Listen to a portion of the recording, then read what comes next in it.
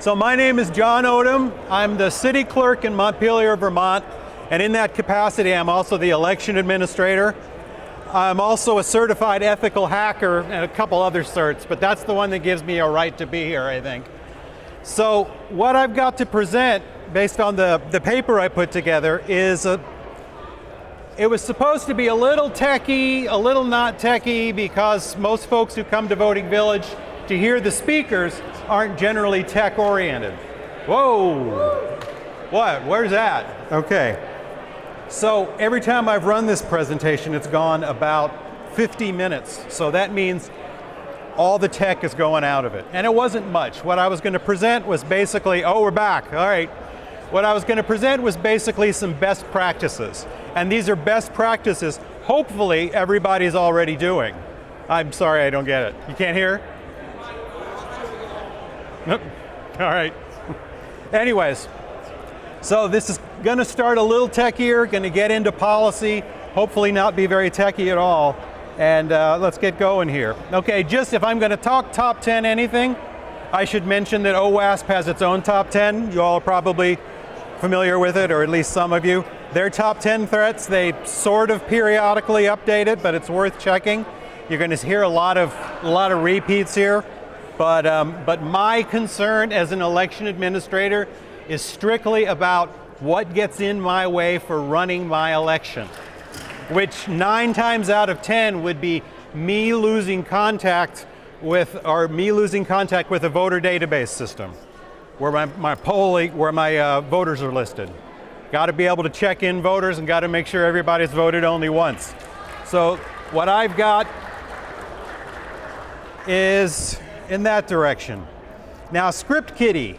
For those of you who aren't techie, that's somebody, well, since I've been a clerk for 12 years now and haven't done anything techie, that would be someone like me, probably. Actually, I'm a total Metasploit baby at this point.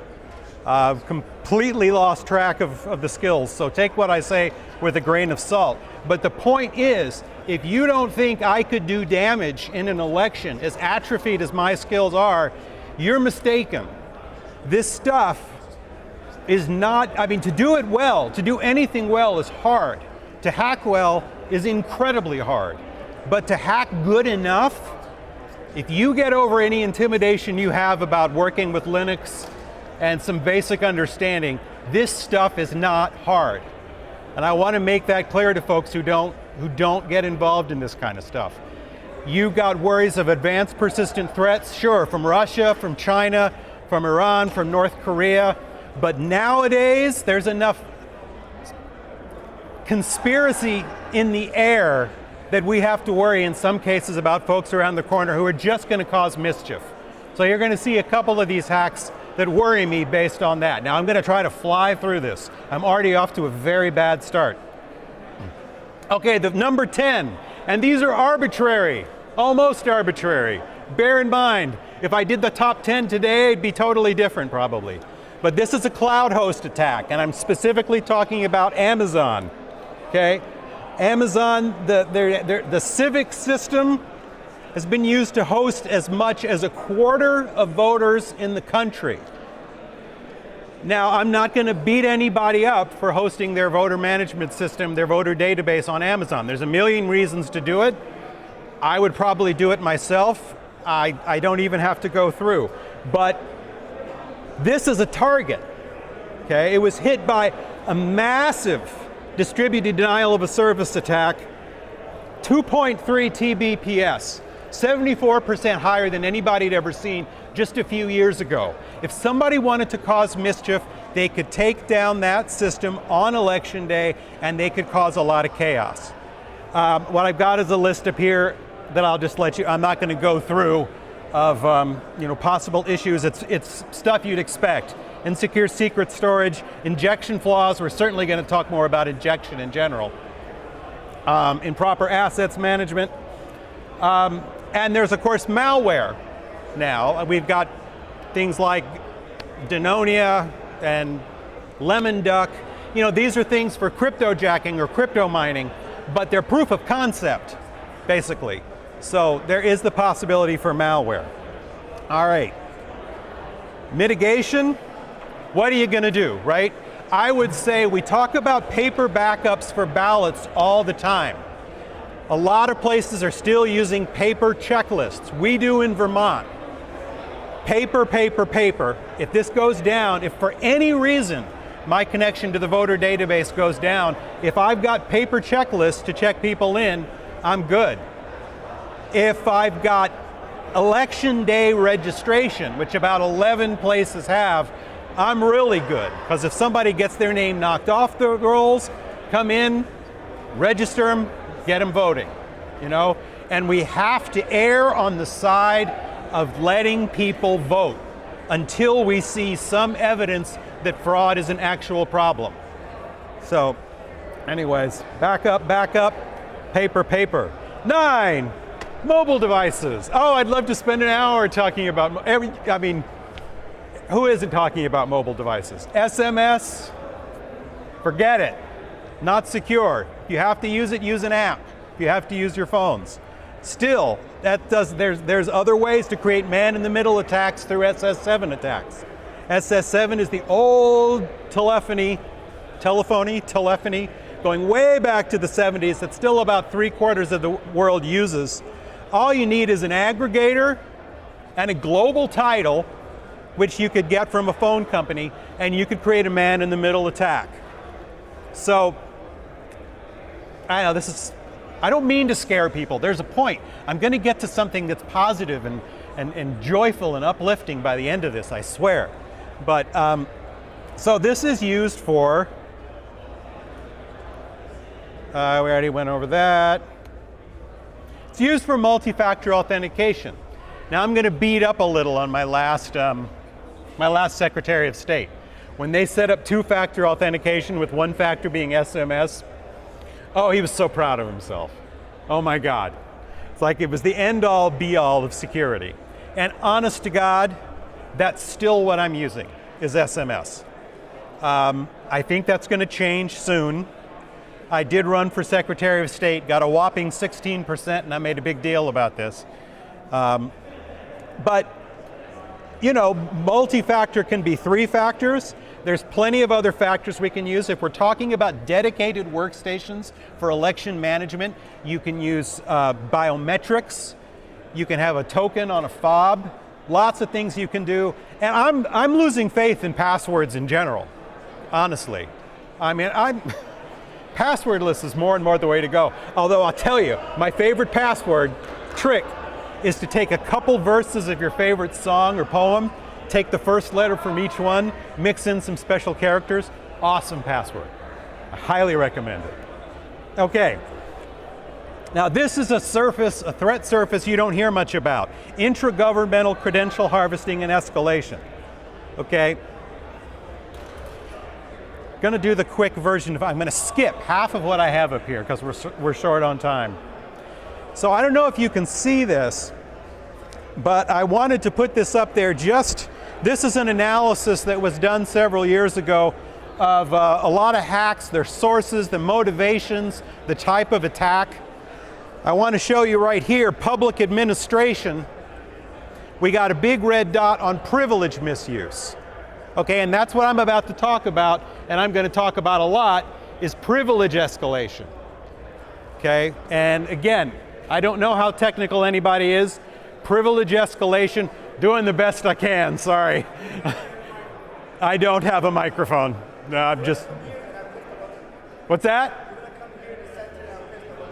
No, because I got my water up here. It's all good. I'll just yell. So you'll see a big red dot which refers to espionage under privilege misuse.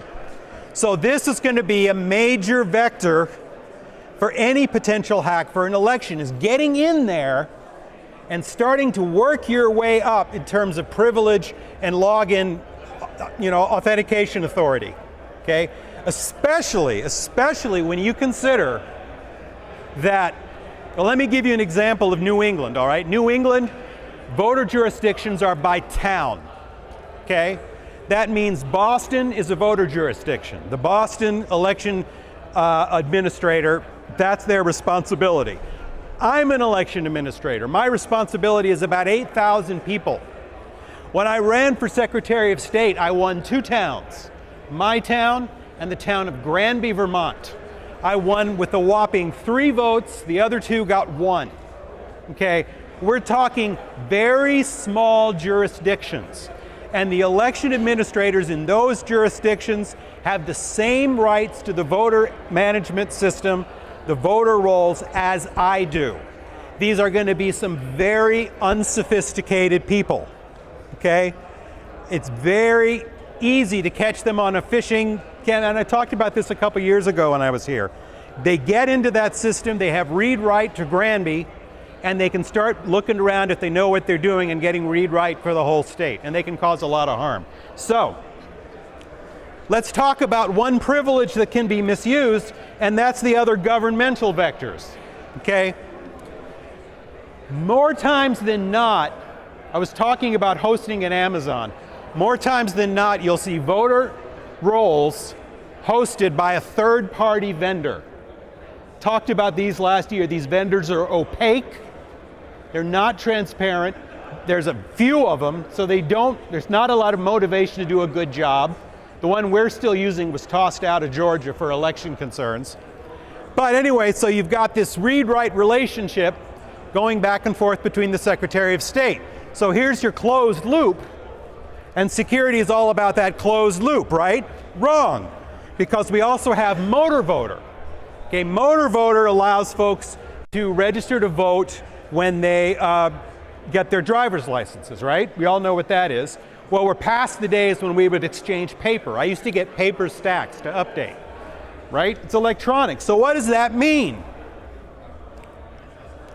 It means the DMV is now also part of this closed loop because they're going to be writing into that master database. They're not going to go through the Secretary of State.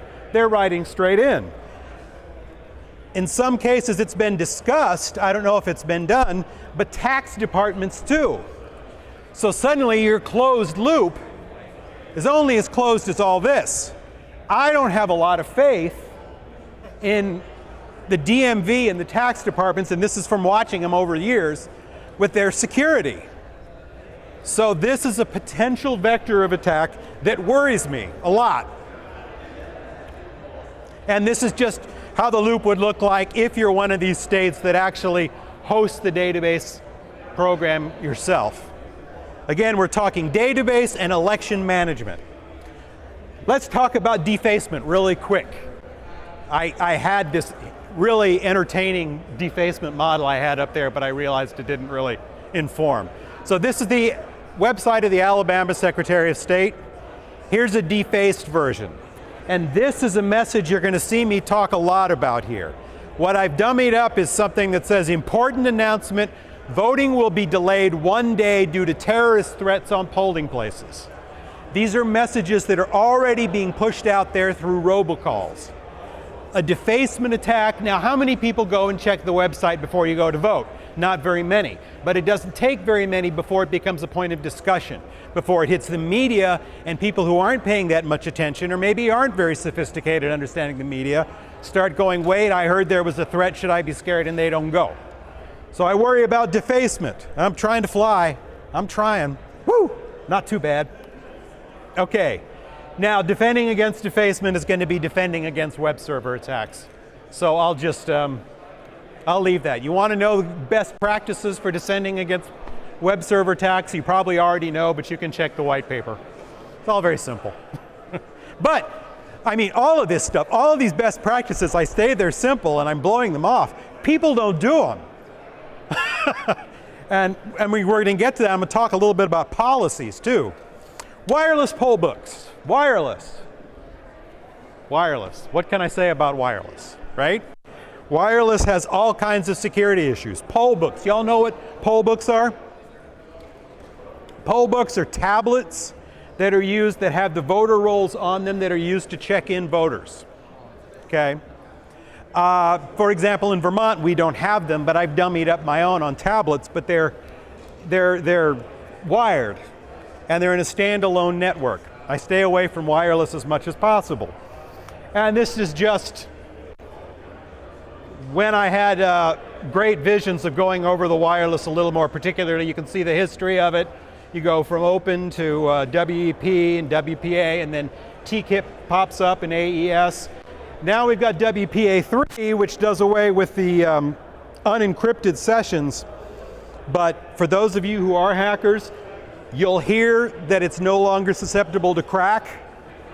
Don't believe it. It is. It's still got that four-way handshake, and it's still vulnerable. So that worries me.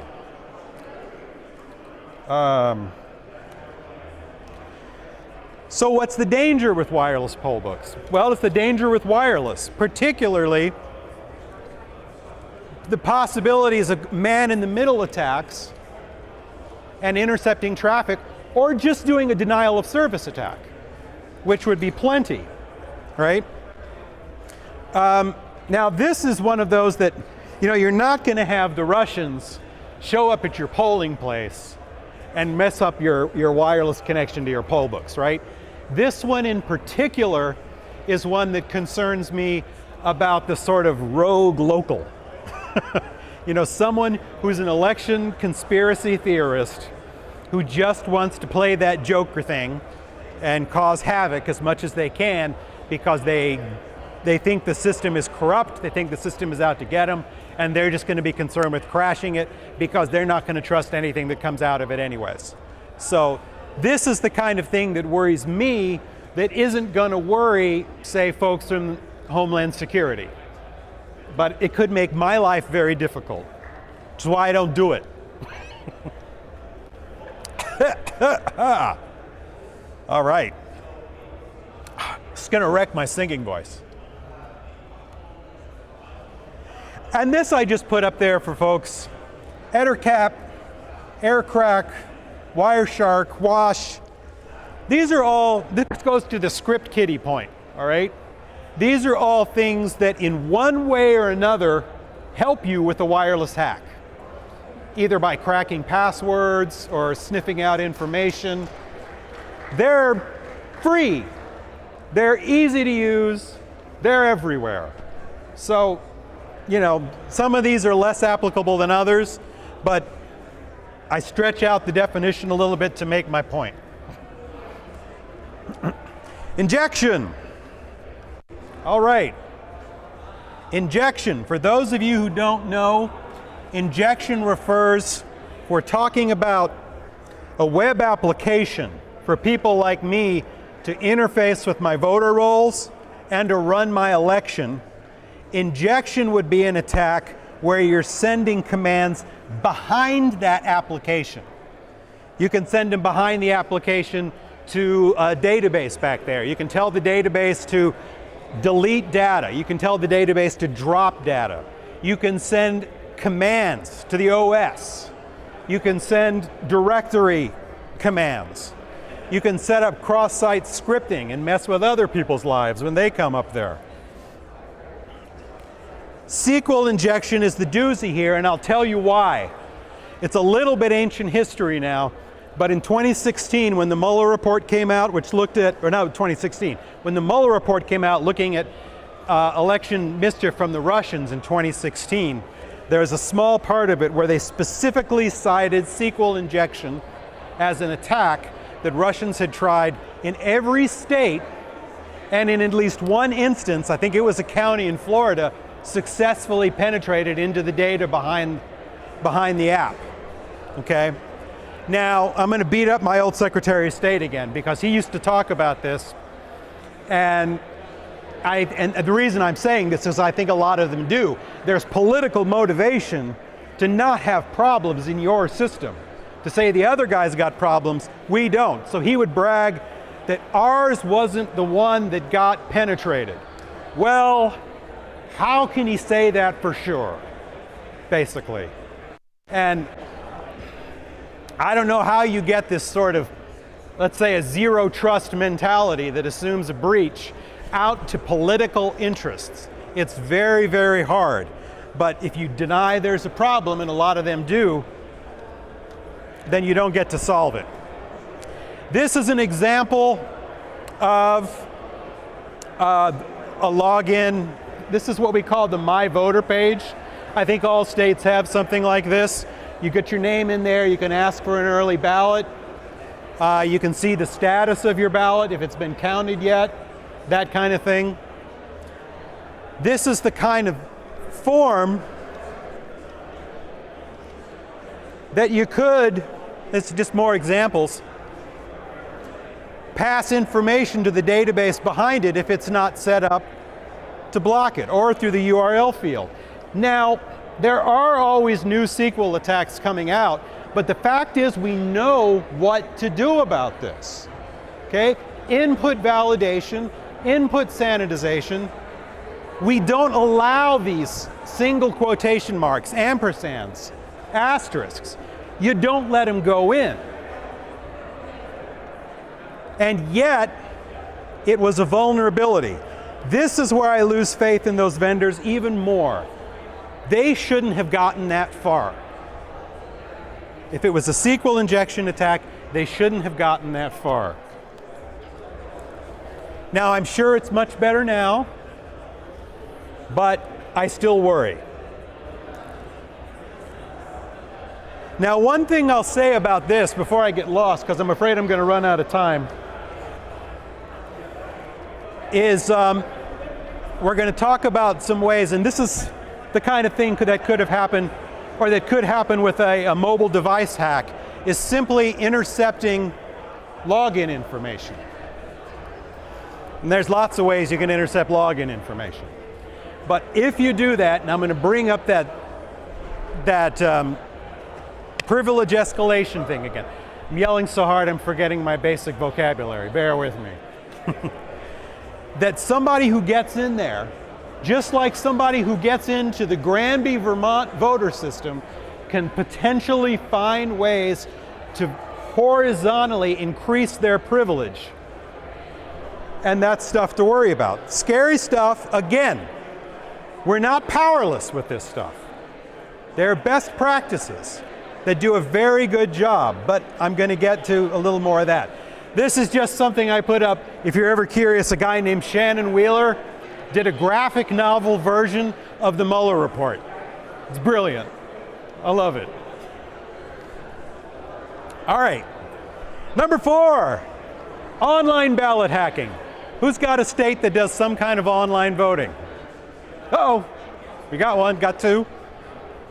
We talked about it in Vermont this year. It didn't happen. Now, the reasons for voting online are noble.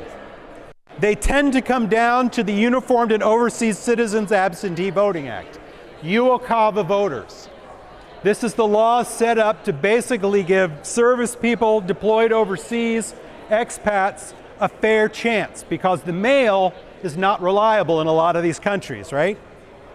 So you're supposed to allow enough time for them to receive the request in the mail, enough time to get it back. It's problematic. Every election, I still get back. I will get back ballots 6 months later for an election. So it's a noble reason. You've also got disabled voters who have trouble getting to the polls and maybe didn't get their act together to get an early ballot. It happens. So these are noble reasons to vote online. But there are obvious reasons not to.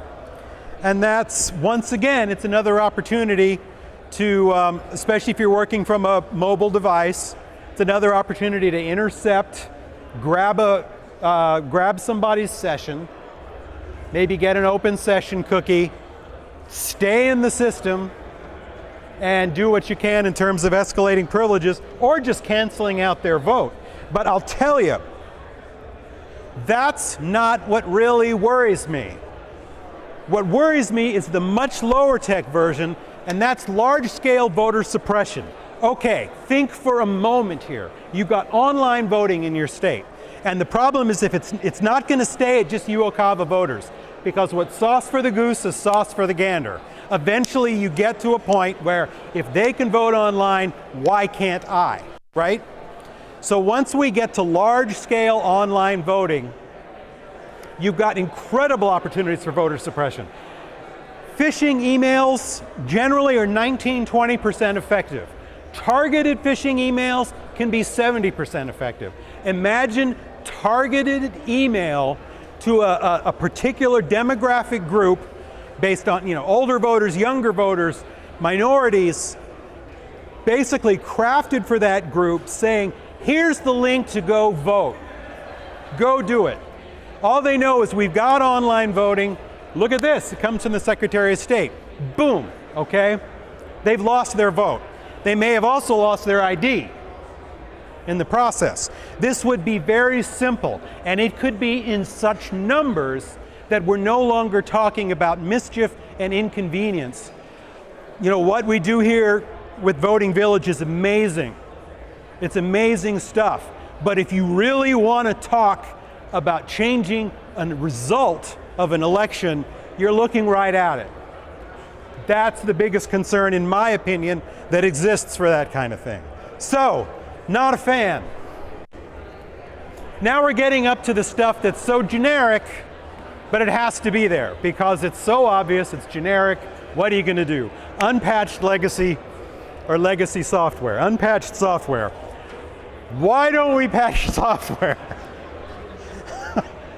I don't understand this. I mean, I'm not an admin. Maybe it takes up more of your life than I think, right?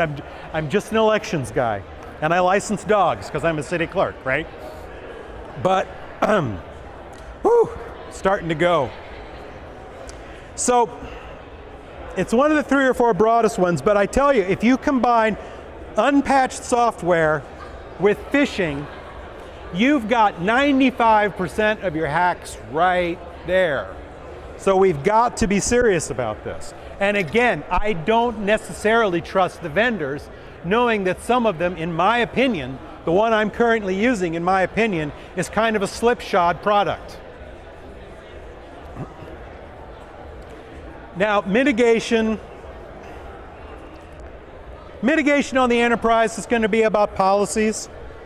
It's another thing I don't trust. I mean, any good enterprise has got to have policies, got to have logging management policies, incident management, change management, patch and vulnerability management. Again, this is all best practices. Also, I think just in general, I'm going to put in a pitch for 0 Day. The Center for Internet Security, which is sort of a nonprofit connective tissue between the Department of Homeland Security and us locally, is very much pushing a zero security model. It assumes a breach. It's it's got the principle of least privilege on steroids, and it also has micro segmentation. It assumes anything anomalous is a breach, and it acts in that way. It's a great thing there. I've done my pitch. I would love to do a whole half an hour on zero trust. So that's zero trust. Talked about security. I talked about zero trust. So we got to be vigilant with these vendors. And I didn't get to be Secretary of State, so I'm not sure how you do that. Because these smaller states, well, no, I am sure I did. I'm going to get to that in a minute. I do have an answer to that. Local secretaries of state just don't have the kind of pull. It's such a small marketplace to have an impact on some of these vendors and make sure they're doing things right. I suspect they are not necessarily creating their software in a responsible way. Okay, number 2, physical security. Physical social engineering, okay? It's what we're doing over here. Physical security, again, is not something that you're going to have to worry about from the Russians or the Chinese or the Iranians, but I have to worry about it, and it's a big deal. It can be a bigger deal if you're talking about network systems, but I'm not even going to go there. So, examples of physical security. Physical defense in depth, protecting ballots and tabulators, authorized personnel restrictions, gates, locked doors, vaults, even security personnel. Because physical social engineering is a thing, okay? I had a teacher who was so hardcore about this. Oh my God. He actually, he would pen test for real, right? He wouldn't just do one of these out-of-the-box pen test things. He'd go nuts with the physical stuff too.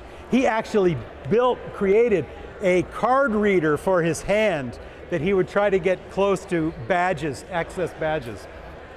I don't know that it ever worked. I think it was brilliant. I know he gave me a good story about how it was miserable.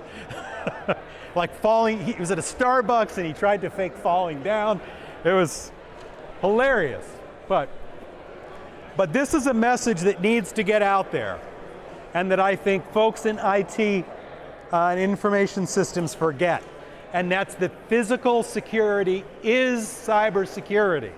Physical security is cybersecurity. I would have put this number one. I want to preach this so much, except that number one is too obvious. I feel like I'd lose credibility if I didn't put number one at number one.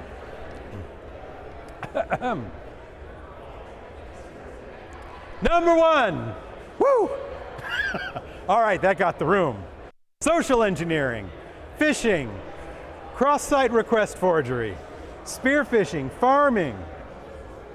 That's it. Raise your hand if you were surprised. Yeah, all right. Everything we have talked about, just about, can be perpetuated by social engineering. So I'm not even going to spend so much time in that. Cross-site scripting, if you want to know about it, check the paper. Another type of social engineering we mentioned is phone spamming. I already mentioned it because I'm trying to crowd it all together. Phone spamming happens. This is not theoretical. I take part in every election day, or at least the big elections, I'll sit in a virtual war room that the EI Isaac puts together that's got election administrators at all levels from across the country, all sort of reporting into each other. You'd think it'd be chaos, but people have other things to do, so they're not talking about what their kids are doing or anything. But anyways, every time for the last few years, I don't have to wait too long before somebody reports there's robocalls going out into my jurisdiction telling people not to vote, telling people it's dangerous, telling people to vote, the election has been delayed. And how can we even tell how well that works? You know, it's another thing that could actually throw an election, but who would know? So this stuff is very serious. These are all headlines, obviously. So just to prove I'm not making it up, you got Virginia, you got North Carolina, Florida, the one I know of was Idaho. It's only going to increase. It was bigger this last general election than it was the time before.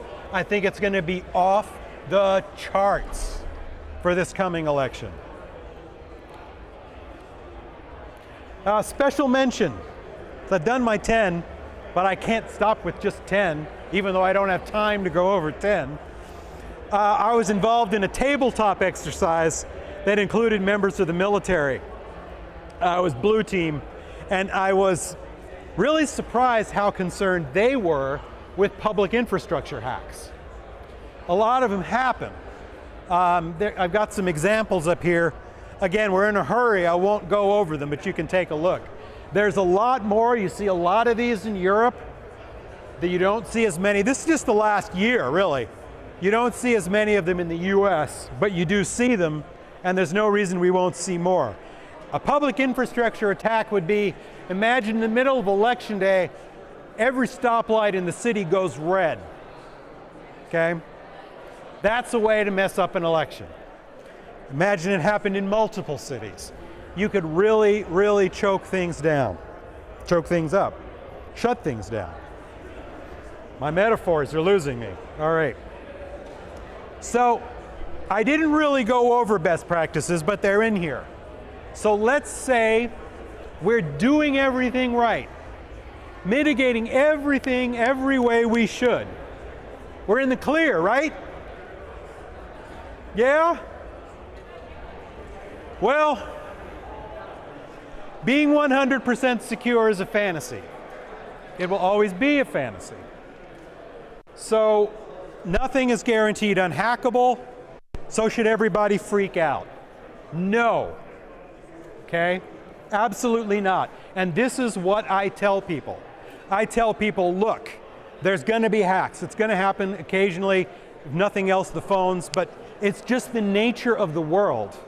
But if we're doing everything right, if we're doing everything we should, if we're following best practices, then that doesn't have to do anything more than slow down the final results for a few weeks.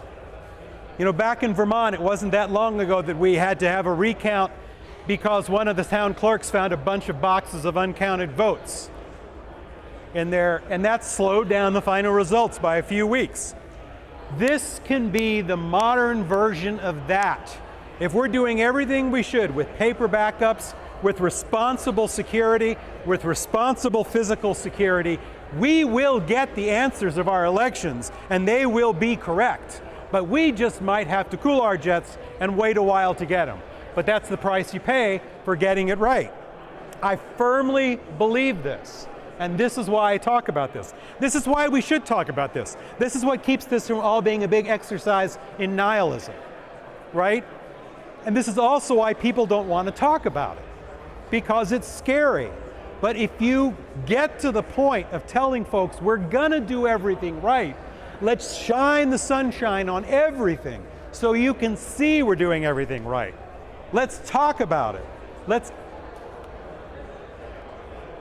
Then I think it's nothing but positive we should be getting out there. All right, got a little time. Some good ideas for secure election process: physically secure tabulators and ballots, minimal user access, dedicated election management workstations. Shouldn't be doing anything on an election computer other than elections.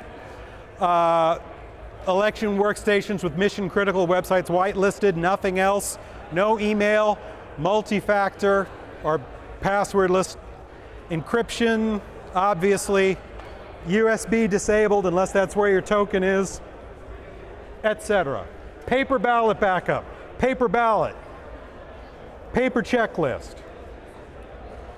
Now let me say something about open source. I've been beating up the vendors, and I've been saying that a lot of these small states are hostages to these vendors. Well, they don't have to be. I mean, ideally, if you were going to have a vendor, given that advanced persistent threats that move very slow, that move under IDSs, given that the Russians and whoever are working 24/7, what's the answer to 24/7 hackers? It'd be 24/7 pen testing, which is something I've advocated for. Buy pen testers, get them on your staff, have them working constantly. Is that going to happen? No. So what should we do? We should go to open source. Open source, yes, I know it has its own challenges, but the open source community for election management, for election database systems, would be so robust. I think the advantages to security would be enormous. The cost would be better. It just all around, I am a strong advocate of open source. It's actually what I ran on for Secretary of State and got squashed, but it was nice to be out there saying it. Okay, honorable mentions. Physical threats to election staff and voting places, including doxing and swatting. Election administrator offices being compromised by bad actors. Good election administrators getting run out of office and being replaced by people who are not good election administrators. And of course, social media disinformation, which is its own huge topic, and folks will tell you that that is the #1 problem with elections these days. May or may not be. I don't know that I agree with that, but if not, it's #2. Now, conspiracy theories. And this is what I'm going to end on. We get accused here of promoting conspiracy theories. And conspiracy theories are the things that, that are really screwing up a lot of our elections these days. But the fact is, what we're doing, what's happening over here, what's happening with these talks, is sunlight. Now you're starting to get the metaphor now, aren't you? See where I'm going with this. Sunlight. conspiracy theories thrive when people don't know and they don't understand. I mean, there's always going to be people who don't believe. There will always be conspiracy theories, but they take hold in the dark, in the shadow. And sunlight is what makes conspiracy theories go away once and for all.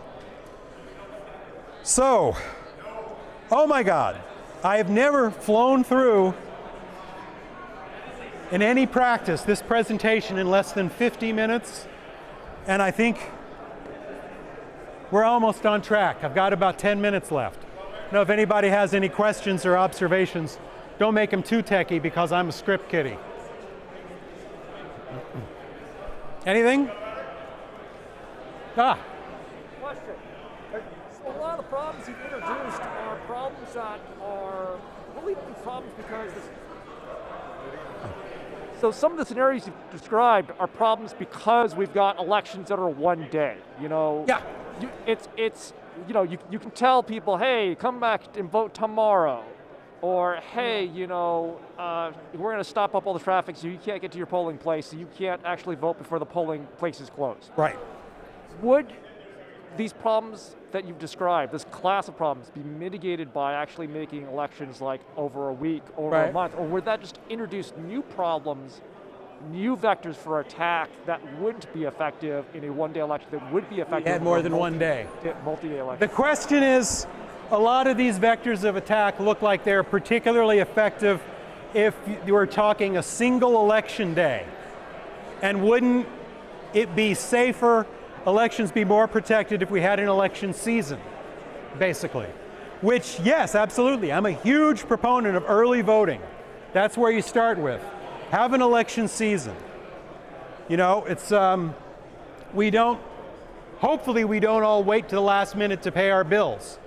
We have a bill paying month. We have a bill paying season.